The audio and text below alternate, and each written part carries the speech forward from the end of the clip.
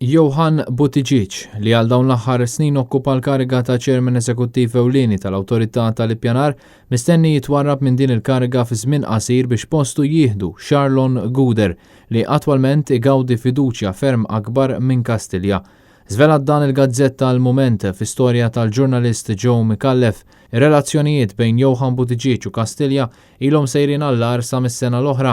Sorsi li f'nofs din il-ġimgħa tkellmu mal-Mument żvelaw li fl-aħħar xhur waslu diversi stejjer lil Kastilja fil-konfront ta' Johan Buttigieg, mhux magħruf jekk humiex veritieri jew le, li hu magħruf fiċ-ċertu li Johan Buttigieg m'għadux igawdi l-fiduċja ta' Kastilja. Min-naħa l-oħra dan l-irwol ta' Chairman Eżekuttiv ewlieni tal-Awtorità tal-Ippjanar se jingħata lil Sharon Guder li hu isem familjari ħafna kemm ma' Kastilja kif ukoll maċ-Ċentru Nazzjonali Laburista. Sharon Guder wkoll meqjus minn ta' ġewwa u jgawdi fiduċja relattiva mill-Prim Ministru Joseph Muscat u mill-Chief of Staff Keith Schembri.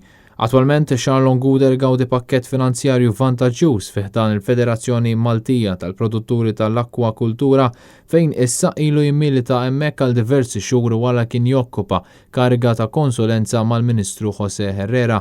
Diġà bdew it-ħejjiet tiegħu għal dan l-irwol ġdid se jkun qed jidħol f'uffiċċju ġdid fejn il-pakkett li se jkun qed jirċievi se jkun qed javviċina il-100,000 fis-sena, l-istess ċifra li attwalment igawdi Johan Buttigieg. Tajjeb li wieħed jifhem ukoll li hu sigriet magħruf li l-istess Ministru Ian Borch ma kienx jara għajn ma' Johan Buttigieg u li kien għalih kien ilu li tajru mill-kariga li jokkupa.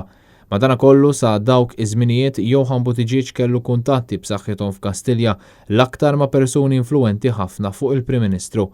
Issa kollox jindika li anki dawn ir-relazzjonijiet spiċċaw tant li Kastilja maċ għandha fiduċja f'Johan Buttigieg. Fir-rapport tiegħu il-ġurnalist Joe Micallef finalment fakkar li fil-waqt li f'Malta għandna 78,685 persuna f'riskju ta' faqar u din hija ċifra uffiċjali, Johan Buttigieg gawdi salarju favolus ta' 83,324 euro fis-sena apparti ħafna benefiċċji oħra.